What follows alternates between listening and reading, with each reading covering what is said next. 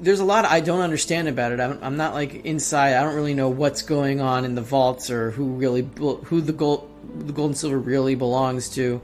But every time there's something big that happens, I do report on it. And the last thing I saw was last week on January 11th. That was 5 days ago. We're recording this on the 16th. Somebody bought like 1,200 contracts of spot gold, meaning not futures gold that you can roll over, but spot gold that you're saying, give me delivery now. Because when you buy spot gold, you're risking delivery because it's within the delivery window. So somebody bought like 1,223 contracts and took delivery on something like 94% of them on the next day. Who was that? What was that? Why were they doing it? Somebody wants a lot of gold. Could it be a hedge fund? Could it be a sovereign? Could be anybody. But those moves you don't see very often. And we have a delivery day coming up for silver, I think, next month. We'll see what happens. And I see that registered silver supplies are headed down again since around late November. They've been heading down again. We're at 33 million ounces. And let's see if we can get lower. And who knows? So with that story that you just told us about gold, that kind of blends into what you were just saying about this time around. It's physical buyers who are coming in. Yeah, I guess the move. What's responsible for gold moving from 1618 to now 1923? I remember the number because 1923 is the 2011 high, so that number's kind of burned in my memory. I remember that era. So we're now at the 2011 highs. What's been driving that? If it's not the paper buyers, it's got to be the physical buyers. I mean, talk to the bullion dealers, talk to Andy Schectman. The sales are up, and premiums have headed down, but they haven't headed down as fast as the spot price is headed up, which means that demand for physical is still rising. Because otherwise, you'd see premiums fall faster than the spot price rises. So we're not at silver squeeze levels yet, but we're going to get back there.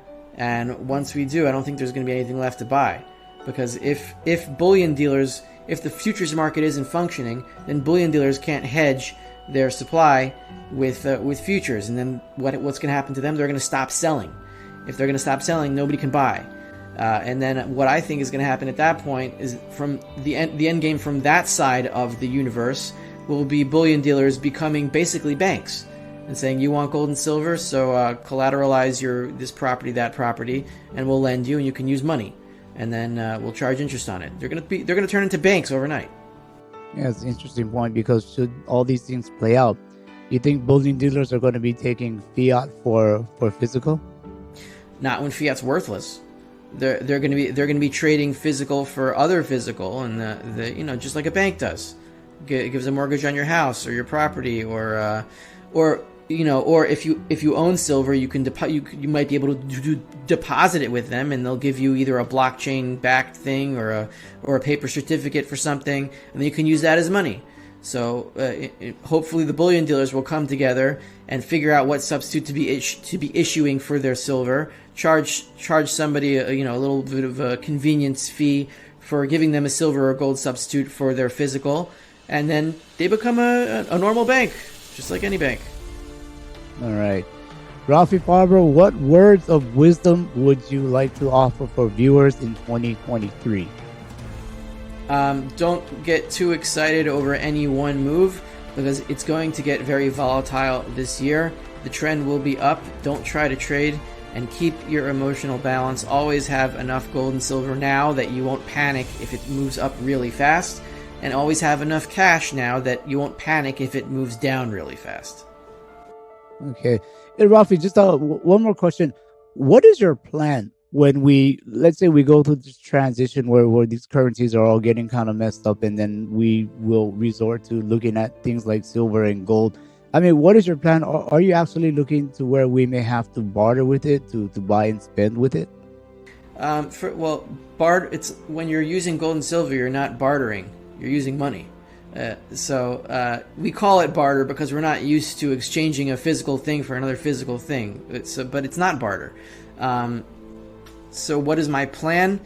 I don't have a grand laid out plan of every step of everything. I put a lot of my faith in God, which is my main plan. Doesn't mean I'm not preparing, but it means like, I look at, I'm not preparing every single step because I don't know what's going to happen.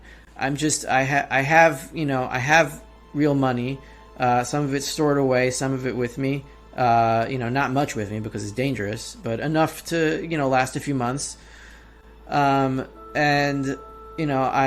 growing vegetables in my backyard. I have chickens that lay eggs. Just trying to cover the basic, basis. I live in an area where there's farms all around me, and cows walking around, and sometimes in minefields, and they get blown up. But that's a different story. In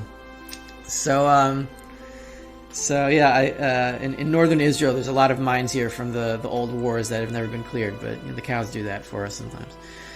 So I'm just trying to stay away from the population centers and doing things that are not, so I'm not looking for a bug out place or being paranoid for everything. I'm trying to get to know the people who I need to know. Who am I going to need to contact? This guy owns a farm here. I want to be able to call him, put his number in my cell phone. Just have the basics set up.